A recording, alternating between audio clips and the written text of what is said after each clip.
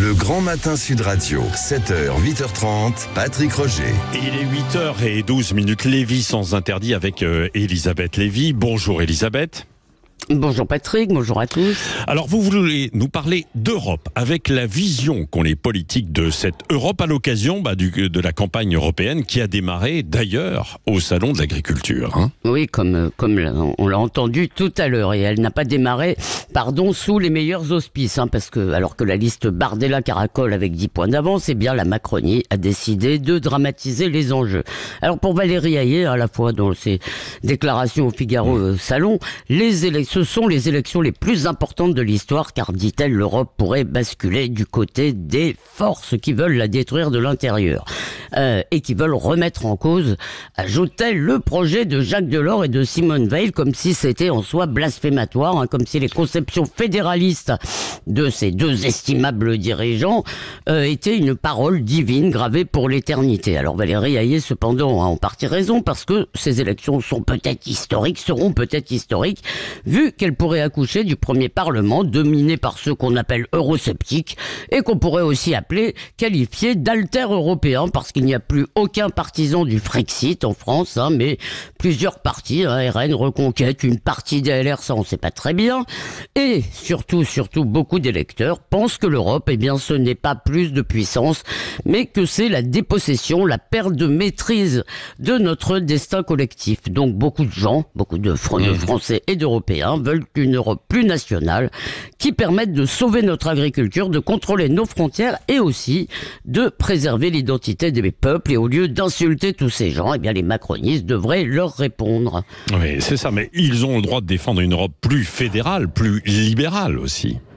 Oui, évidemment, ce serait mieux qu'ils le fassent plus ouvertement d'ailleurs, mais puis surtout, ils pourraient objecter par exemple au Rassemblement national que les élections européennes ne changeront pas le rapport de force entre la France et l'Allemagne, que notre endettement nous met justement dans la main des Allemands et que ce n'est pas le RN qui la réduira. Ils pourraient aussi, ces macronistes, défendre le multiculturalisme qui en réalité est inséparable de leur conception européenne, en expliquant que le changement démographique rend le modèle républicain assimilationniste obsolète. Ce serait un beau et grand débat, vision contre vision, au lieu de quoi ils mentent sur l'Europe qui protège et chantent l'air éculé de la bête immonde. Et partisans, les forces du mal sont de retour. Alors je vous cite encore Madame Hayé, elles veulent mettre à bas notre modèle et nos démocraties. Nos démocraties, rien que ça, ce sont les alliés objectifs de Trump et Poutine. C'est le programme de Jordan Bardella et de l'AfD allemande, un parti néo-nazi qui défend un projet de remigration. Les mots-clés y sont Poutine et nazi. C'est l'Europe ou l'hitléro-poutinisme, ce chantage sous d'autres formes a marché de justesse en 93. Vous vous rappelez le référendum de Maastricht, il a échoué en 2005, aussi attendu enterrer le résultat. Aujourd'hui, il est totalement contre-productif. Alors que très peu de Gaulois réfractaires sont satisfaits de l'état du pays après 7 ans de macronisme, à tort ou à raison, c'est autre chose. Moi ou le chaos, moi ou le fascisme, ça pourrait bien leur donner envie d'essayer le chaos. Merci Elisabeth Lévy. Est-ce que l'Europe va être, ou cette campagne européenne va être instrumentalisée, comme l'entend Elisabeth Lévy, Éric Revel, Arlette Chabot? Instrumentalisée, je ne sais pas ce que vous entendez par le verbe instrumentaliser, mais que Emmanuel Macron voit dans la possible victoire du RN aux élections européennes la première marche qui mènerait Marine Le Pen vers l'Élysée, doit lui donner des cauchemars à lui. Ça c'est sûr, parce que vous imaginez la scène, si Marine Le Pen est élue présidente de la République, vous imaginez Emmanuel Macron raccompagné par Marine Le Pen sur le tapis de l'Élysée. Donc la bataille, elle est avant tout extrêmement politique. Alors après, on le sait, les élections européennes, sont les seules élections nationales de tout ce quinquennat. Donc c'est un rendez-vous important. Oui, bien sûr. Donc, mais en même temps, on le sait très bien, les élections européennes ont toujours réservé des surprises folles. Je ne sais pas si vous vous rappelez, mais il y a bien longtemps, j'ai plus la date en tête, mais je suis sûr qu'Arlette Chabot l'aura. la liste Pasqua-Philippe de Villiers avait devancé aux européennes celle de Nicolas Sarkozy. Vous vous souvenez, aux européennes, ça avait été une surprise générale à droite. Je crois. 1999, vous voyez. Il me semble. Magnifique. Donc ce que je veux dire, c'est que les élections européennes, c'est aussi une forme de défouloir. Maintenant, vu le contexte politique actuel, c'est vrai que une victoire, c'est pas tellement la victoire de Bardella aux européennes qui serait la surprise, c'est le nombre de points qui va séparer la liste de Bardella de celle de Renaissance. C'est ça, à mon avis, qui va être le thermomètre, Madame Chabot. Oui.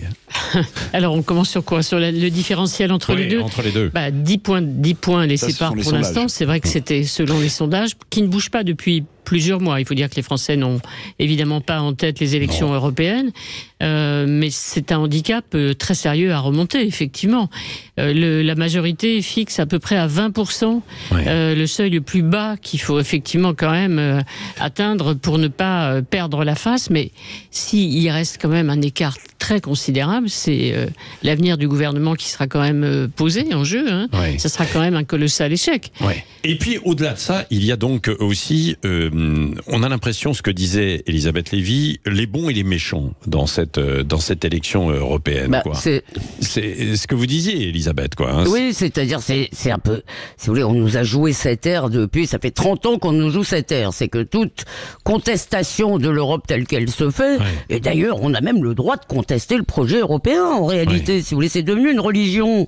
Et donc, toute personne qui le contesterait, que ce soit dans ses modalités ou dans son existence même, est considérée comme un fasciste, un xénophobe, un populiste. Si vous voulez, or, ça a marché vraiment de justesse pour Maastricht. En 2005, vous vous rappelez ce que ça a donné. Maintenant, si vous voulez, ça marche plus du tout, ce truc de dire vous êtes des fachos. Au moment où on voit que sur l'immigration, sur l'agriculture, l'Europe est quand même un désastre, si vous voulez, pour les peuples, et qu'en plus, on voit bien que les peuples veulent rester des peuples. Si vous voulez, c'est absurde d'essayer de vendre une Europe comme ça, mondialisée, multiculti, mais moi, je trouve qu'ils devraient au moins défendre leur position, parce qu'en fait, c'est ça leur position. Arlette Chabot? Je ne vais pas rentrer dans ce débat de fond sur l'Europe. Ce qui est évident, c'est que tout le monde est d'accord pour dire qu'il y a un véritable enjeu. Pourquoi? Parce qu'effectivement, il y a une percée possible des partis populistes, de droite, d'extrême droite, de très très à droite ou de droite radicale, qui effectivement mettent en cause le projet. Quand hier, Marine Le Pen et Jordan Bardella défendent l'Europe des nations, se référant au général de Gaulle, sans complexe, il y a une possibilité que cette Europe change. Plus personne ne veut quitter l'Europe, même les plus hostiles. On voit bien, ni Viktor Orban, ni le parti qui était au pouvoir auparavant en Pologne. Et la France veut plus de Frexit parce qu'au fond... Qui plus est avec ce qui se passe en Russie et en Ukraine, quoi. Donc personne ne veut quitter. Orban, on voit bien qu'il fait le chantage parce que l'Europe lui rapporte quand même un certain nombre de crédits qui lui permettent de consolider son économie, pour faire simple. En revanche, construire une autre Europe avec une autre répartition des pouvoirs, évidemment, la question est posée, c'est peut-être possible. Et une autre idéologie, parce qu'il y a quand même une idéologie européenne, si vous voulez. Il y a une idéologie de la Commission, il y a une idéologie totalement libre-échangiste, et en plus, je vous dis, sur le plan culturel, multiculti, le voile c'est mon choix, machin, la liberté c'est le voile, etc. Vous connaissez ça, si vous voulez. Donc, c'est pas forcément ce que veulent les peuples. À la fin, il faut quand même un peu de démocratie, normalement. Éric Revel? Non, mais si on revient à la base quand même, pardonnez-moi, vous vous souvenez quand même qu'on nous a vendu cette Europe depuis des décennies en nous expliquant, deux choses. Que l'euro, la mise en place de l'euro, ce serait la croissance économique à tout va et la fin du chômage, et que surtout l'Europe, c'était l'assurance de n'avoir plus de guerre en Europe.